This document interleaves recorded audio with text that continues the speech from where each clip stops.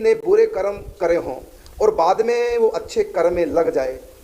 हाँ ऐसा तो होता है, तो ठीक आप लिख रहे हैं, ये कुछ लगता है कि नहीं तो ठीक है भाई। बहुत लोग ऐसे हैं, बहुत क्या सभी हैं, सभी 80% लोग तो हमको ऐसे मिले हैं जो पाप में रचे बचे थे और हम लोगों का सत्संग किया और उसके बाद धीरे धीरे शराब भी छूट गई, माँ छूट गया, परिस्थिति गामित छूट गई, सब कुछ छूट गया, अब बिल्कुल पवित्र हो गए। अच्छा ये प्रश्न, तो किसी ने बुरे कर्म करे हो और बाद में वो अच्छे कर्म में लग जाए तो संत सेवा में भी तो क्या उसके बुरे, संत सेवा से क्या उसके बुरे कर्म नष्ट हो जाएंगे या उन पूरे बुरे कर्मों का फल भोगना पड़ेगा? बहुत बढ़िया प्रश्न किया आपने, बहुत बढ़िया प्रश्न किया है। आपका प्रश्न ये है कि बुरे कर्म किए हैं और भोगने पड़ेंगे, ये आप भी बार बार कहते हैं, ग्रंथ कहते हैं, लेकिन बाद में वो अच्छा बन गया, भजन में लग गया, संत सेवा से क्या उसके पाप कर्म उसको भोगने पड़ेंगे और कट जाएंगे संत सेवा से? आपका क्या कहना, शास्त्र क्या कहता है प्रमाण से? जी महाशय, बिल्कुल कट जाएंगे। बहुत अच्छा क्योंकि इसका प्रमाण रामचरितमानस भी है, श्रीमद् भागवत जी भी है और सारे पुराणों में, गीता जी में भी, गीता जी में भी। जी तो आप प्रमाण देंगे? जी महाशय, जैसा कि गोस्वामी जी रामचरितमानस में कहते हैं, संत दरस जिमि पातक टरे। हाँ बताइए, सेवा तो बड़ी दूर की बात है, संत दरस जिमि पातक टरे, संतों के दर्शन मात्र से पाप कटने लग जाते हैं। सेवा से तो पूछो मत कितना कुछ होगा। क्या बात, ये रामायण है।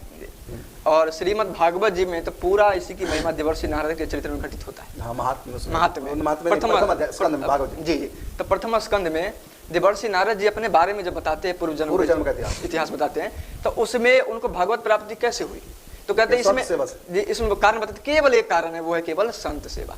और स्वयं ठाकुर जी ने इसको प्रमाणित किया, ये नहीं इन्होंने कहा, स्वयं ठाकुर जी ने कहा, सत्य सेवया दीर्घया ते जाता मई दृढ़ामति हत्वा वद्य मम लोकम गंता मज्जन तामसी। बहुत बढ़िया, मैंने ठाकुर जी कह रहे हैं नारद जी से कि तुम इस लायक नहीं थे जो हमारे दर्शन हो जाएं, वो इसलिए कि तुमने संतों की बहुत सेवा करी, उस सेवा के प्रभाव से तुम्हारे वो जो अपराध संस्कार गलत थे, जो मेरे तुम्हारे बीच में बाधा पहुंचा रहे थे, वो संत सेवा के कारण से हट गए और हमने अब तुमको दर्शन दिए, जबकि तुम इस योग्य नहीं हुए जो हमारे दर्शन हो जाएं, लेकिन तुमने जो 4 महीने संतों की सेवा की है उसका ये फल है जो मैं तुम्हारे सामने। अच्छा महाराज, इसमें विशेष कितना ऊंचा हमारी संतों का दर्शन, माने संतों के दर्शन, संतों की सेवा कितनी ऊंची है। अच्छा ठाकुर जी कहते, तुम नारद जी कहते पूर्व जन्म के तुम मेरे लायक अभी नहीं हुए दर्शन के लायक, लेकिन क्या करूं, तुमने संतों की जो 4 महीने सेवा की है, इसलिए मुझको आना पड़ा। क्या जी। अच्छा, इसमें एक विशेषण ठाकुर ने बहुत अच्छा दिया है, सत्य सेवा तो बोला लेकिन अदीर्घ गया। हाँ देखो, सत्य सेवा मतलब संत सेवा तो बोला, साथ में अदीर्घ गया, अदीर्घ गया मतलब कम समय में, दीर्घ का मतलब लंबा समय, अदीर्घ मतलब कम समय में,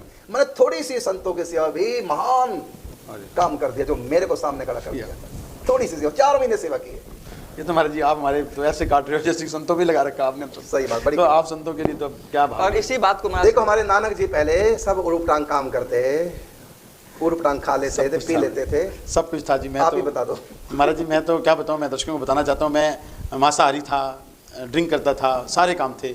और महाराज जी से जिस दिन से मिला, मेरा एक प्रश्न था, कहीं उत्तर नहीं मिल रहा था, तो महाराज जी से प्रश्न किया, मैं बहुत जगह गया हूँ, बहुत संस्थाओं में भी गया हूँ, उस प्रश्न का उत्तर मैं संतुष्ट नहीं हो रहा था, हर व्यक्ति देता था, लेकिन महाराज जी ने एक ही बात में मेरे को ऐसे कर दिया कि मुलायम, और मैंने महाराज जी के हाथ उठा के सिर पर रख लिए। तो मेरा जीवन बहुत पहले ये जीवन काग था, करता जीवन घात, अब तो अब क्या कहूँ, महाराज जी के चरणों में हूँ, तनसा भया मोती चुन चुन खात, क्योंकि संतों की सेवा महाराज जी ने बख्शिश की है। तो आज वही जो महाराज जी की चर्चा, मेरा मन गदगद हो रहा है सुन के ही कि महाराज जी हमें क्या दे रखे संतों की सेवा। बिल्कुल बिल्कुल। तो यह है संत सेवा का प्रभाव, संत दर्श का प्रभाव, संतों के शब्द कानों में पड़ते हैं, यहाँ तक कि आप सुन के हैरान होंगे, संत गाली हमको दे रहे हैं ना, संत हमको गाली दे रहे हैं, और वो शब्द संतों के मुख से निकला हुआ कानों के माध्यम से हमारे अंदर गया, परिमार्जन कर दिया, चित्त का मांझ दिया। क्या बात है, वो शब्द उनके मुख से निकला।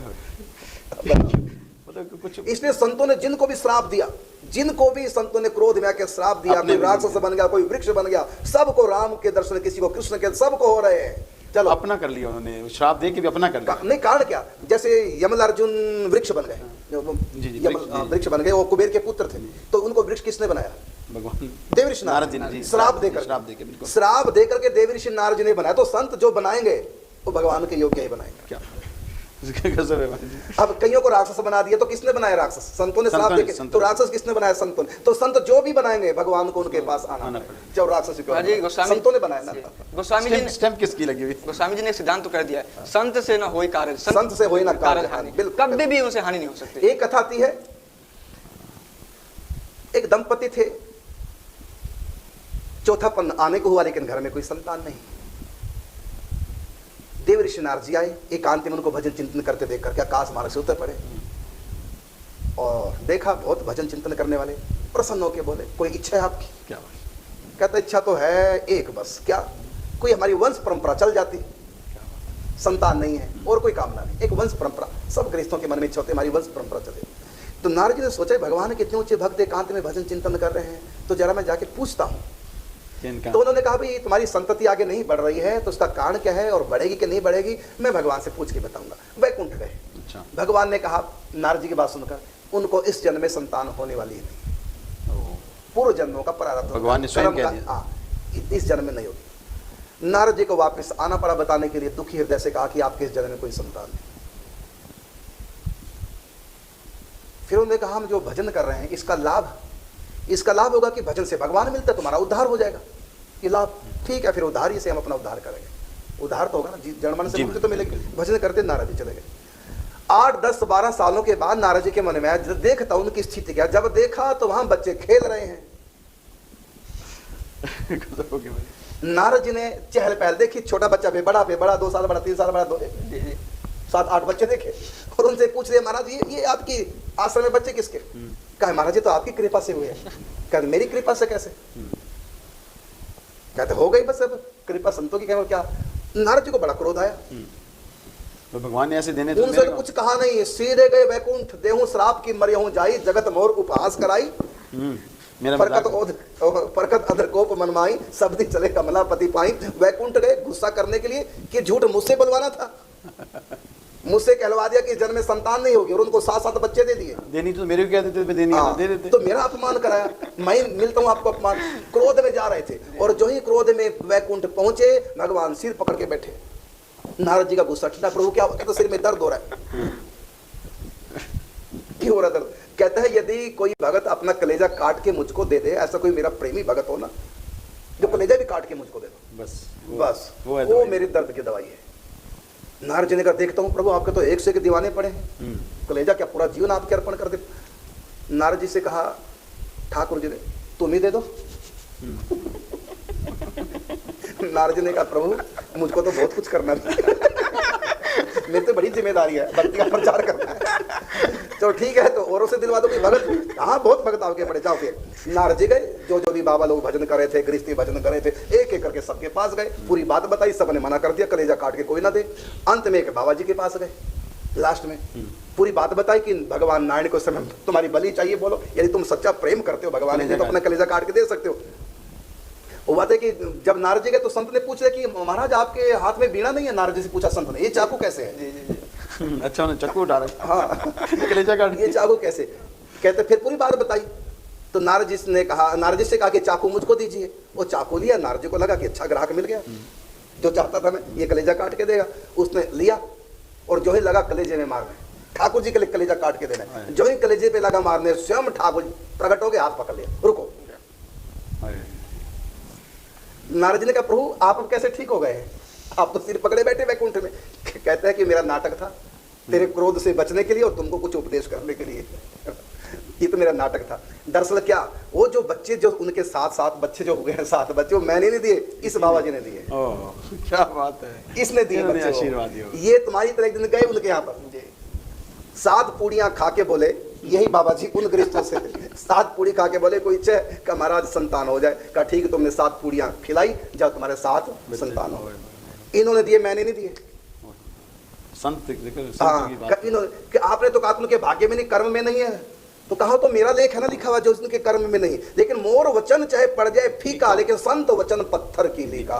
मेरा लिखा हुआ भी ये संत मिटा सकते हैं। मैंने संतान नहीं दी, मैंने तो उनके कर्मों के अनुसार लिख दिया था कि इस जन्म में इनके कोई संतान नहीं होगी। लेकिन क्या करूं, मेरा लिखा हुआ बाबा जी ने मिटा दिया। इन्होंने आशीर्वाद दिया कि तुमने मुझको 7 पूरी खिलाई, जाओ तुम्हारे इसी जन्म में 7 संतानें होंगी, मेरा कुछ भी दोष नहीं है। संतों की पावर कितनी, मैंने ये देखिए, स्वयं ठाकुर जी कहते हैं मोर वचन चाहे पड़ जाए फीका और संत वचन पत्थर की लीका। तो संतों की सेवा करो, संत प्रसन्न हो जाएंगे, तो कुछ भी हो सकता है। तद विधि पणि पाते न परि प्रश्ने न सेवया, उनको दंडवत प्रणाम करो। गीता में भगवान ने उनकी सेवा करो, जब वो रीझ जाए फिर अपना प्रश्न करो, फिर वहां भाग्य बीच में उड़ा नहीं आएगा। संत रीझ करके जो कह देंगे भगवान को भी मानना पड़ेगा। ब्रह्मा का लिखा हुआ भी ब्रह्मा को बदलना पड़ेगा। अगर संत ने बीच में, संत अगर प्रसन्न होकर, एक तो संत वैसे किसने कहते महाराज संतानी फल दे दो, संत को पता कि क्योंकि रीझे तो संत है ही नहीं, अब नहीं फल देंगे तो उनको कष्ट होगा, चलो दे दिया उनकी खुशी के, लेकिन होना नहीं वहाँ कुछ भी। सुनता कारण क्या? क्योंकि रीझ कर नहीं दे रहे हैं, कहीं पे वो तो उनका मन रखने के लिए पहले रिझाओ। तो यदि संत से भाग्य की रेखा कटवाना चाहो तो गीता से सीखो। गीता में भगवान ने तरीका बताया है। छोटा सा प्रश्न है कि संत को रिझाएं कैसे, एक मेरे मन की बात है, वही थोड़ा आसान हो जाएगा। बिल्कुल बिल्कुल वही मैं बता रहा हूँ, संतों को कैसे रिझाएं। तो ये रिझाने का तरीका गीता में भगवान श्री कृष्ण ने बताया। क्या? तद विद्धि परिपातेन परिप्रश्नेन सेवया। पहले उनको दंडवत प्रणाम करो, झुको, छोटा बन के रहो, नीवा हो के रहो। तो छोटा बन के संत मिलन को चालिए, तज माया अभिमान, जो जो पग आगे धरे कोटिन यज्ञ समान। तो पहले तो छोटा बन करके संतों को प्रणाम करो, छोटा बन के रहो, फिर देखो कि वो रीझते किस बात में, उनका प्रवचन सुनो, उनके विचार सुनो, वो किस में रीझते हैं। वो कोई भी तुमको आज्ञा दे रहे हैं, 16 माला कर, एकादशी व्रत कर, ये कर वो कर, और तुम करने लग जाओ, उनकी बात मानने लग जाओ, कैसे भी करके उनको रिझा लो। आज्ञा सम न सुसाहिब सेवा। संतों की आज्ञा का पालन करना ही संतों की सेवा है। बस वो जो भी आज्ञा करें कि इतना भजन करो, ये माला करो, वो करो, दीन दुखियों की सेवा करो, गो ब्राह्मण की सेवा करो, माता पिता की सेवा करो, एकादशी व्रत करो, जो भी आज्ञा दे। वैसे इतनी आज्ञा देते नहीं, और प्रवचनों में तो पता नहीं संत क्या क्या कह देते हैं, लेकिन व्यक्तिगत जब कोई बैठता तो आज्ञा नहीं देते, क्योंकि प्रवचनों में संत स्वतंत्र हैं, वो पूरी बात कॉमन सी बता देते हैं। लेकिन अलग से बैठा करके यदि कहे ना किसी को, बेटा तो एकादशी करना, तो ये करना, तो उस समय करने की पावर भी संत देते हैं। इसलिए प्रवचनों के अलग से संतों से मिलो तो विशेष पावर मिलती है, क्योंकि जो भी आज्ञा देंगे, जो भी नियम देंगे, तो नियम बताते नहीं हो, बल्कि नियम करने की पावर भी देते हैं। एक बार लेकिन उनको पहले रिझाना पड़ेगा। तो कैसे रिझेंगे? तो देखो कि संत क्या चाहते हैं। एक बार मैंने महाराज से प्रश्न किया था कि संतों को रिझाएं कैसे, तो महाराज जी ने एक बहुत अच्छा सरल उसमें एक मेरे को बताया था। अब संतों की वाणी का क्या दे दे, तो महाराज ने कहा था कि बस संतों को टाइम दो। आपने एक बात कही थी कि संतों को सिर्फ टाइम दो। टाइम कैसे? कि संत चाहे वो चुप बैठे हैं, आप बैठे रहो, संत कुछ किताब पढ़े तो आप भी बैठे रहो, सुनते रहो, लेकिन कुछ भी हस्तक्षेप ना करो, बस संतों को टाइम दो। तो मैं आपकी बात को वो करता हूँ महाराज जी कि आपसे आपने कहा कारण क्या कि संतों को समय दोगे तो संत प्रवचन सुनाएंगे, संत प्रवचन सुनाएंगे, आपकी श्रद्धा बढ़ेगी, आपकी श्रद्धा बढ़ेगी, आप संतों के नजदीकी बनाएंगे, फिर उनकी सेवा करेंगे, उनकी बात मानेंगे, उनको अपने कल्याण के लिए प्रश्न करेंगे, और अंत में कल्याण हो जाएगा। तो संतों को रिझाने का सीधा सीधा मतलब है कि उनको समय दो, और जो आज्ञा करें उस आज्ञा का तुम दो समय, वो देंगे आज्ञा। भजन चिंतन पूजा पाठ जो जो कहते जाए सो करते जाओ, अंत में रिझ जाएंगे। अच्छा, दूसरी बात है, जब तक तुम संतों की सेवा नहीं करोगे तब तक ही संतों के पास मैसेज कैसे पहुंचेगा कि सामने वाली कितनी श्रद्धा है। क्योंकि तुम जो संतों के पास आ रहे हो, संतों के लिए नहीं आ रहे हो, संतों की सेवा के लिए नहीं आ रहे हो, अपने उद्धार के लिए आ रहे हो, संतों से अपनी सेवा करवाने के लिए आ रहे हो। संत आशीर्वाद दें, संत ये कर दें, संत वो कर दें, बिल्कुल सही। लेने आ रहे हो, देने नहीं आ रहे हो, तो संत नहीं रिझेंगे। उसे पता लगा संतों को अपने आप संत रिझ ही नहीं सकते। संत रिझेंगे तुम्हारी श्रद्धा को, सेवा को देख करके। और जहां तुम्हारी श्रद्धा प्रेम निष्ठा है, वहां तुम दिए बिना रह नहीं सकते। तुम्हारी बच्चों में आस्था है तो बच्चों को दिए बिना नहीं रह सकते। बिल्कुल सही। सब कुछ दे दोगे, प्राण तक निकाल के दे दोगे बच्चों को, सब कुछ करोगे बच्चों के लिए। क्यों? क्योंकि उनमें अपनापन प्रेम है, मन है, श्रद्धा आस्था है, बच्चों में प्रेम है, इसलिए उनके लिए सब कुछ करोगे। संतों के लिए कुछ नहीं कर रहे तो संतों को पता चल जाएगा नहीं आस्था। और तुमको महाराज आशीर्वाद दो, ठीक है, तुमको खुश करने के लिए बार बार से, तुम भी बार बार से, तो वो भी बार बार से। रावण नकली बाबा जी बन के आएगा तो नकली सीता ले जाएगा, असली तो नहीं मिलेगी। मास्टर इस पे गीता के श्लोक याद आते हैं। जैसे ठाकुर जी कहते हैं ज्ञान कौन प्राप्त करता है, तो श्रद्धावान लभते ज्ञान। तो आगे क्या? श्रद्धा होगी तो तत्पर भी हो जाएगा। तत्परा संयतेंद्रिय, तत्परा संयतेंद्रिय, यानी श्रद्धा है, संतों के प्रति आपकी श्रद्धा है तो आप उनकी सेवा किए बिना नहीं रह सकते। बीमारी लग जाती है। हाँ बिल्कुल। यदि संतों में आपकी निष्ठा श्रद्धा, उनकी सेवा के बिना नहीं रह सकते। देखो कि उनके पास क्या कमी है। भोजन की कमी तो भोजन ला के दोगे, वस्त्र फटा तो वस्त्र दोगे, जूता चप्पल नहीं जूता चप्पल दोगे, गर्मी है तो पंखे से हवा करोगे, लाइट नहीं कुटिया में लाइट लगवा दोगे, कुटिया नहीं तो कुटिया बना के दे दोगे। जिस चीज की संत पे कमी हो, को भाई तुम अपने बच्चों को देखो, जिस चीज की बच्चे पे कमी है तुम पूरा करते हो कि नहीं करते। इसी प्रकार संतों की सेवा के बिना संतों के भक्त रह नहीं सकते। यही है पहचान कि इनकी संतों में श्रद्धा है, आस्था है। उसके बाद तुम्हारी श्रद्धा को, सेवा को देख करके संत रीझेंगे। जब संत रीझ गए, अब तुमको भक्ति पूजा पाठ करने की भी आवश्यकता नहीं है, सब कुछ संत करेंगे। जब नाविक रीझ गया, तुमको अपनी नौका में बैठा लिया, क्या अब भी तुमको नौका चलाने की आवश्यकता है? वो चलाएगा अपने आप ही। तभी मैंने कहा शॉर्टकट, सरल, सबसे आसान उपाय है भगवत प्राप्ति का, वो है संत सेवा।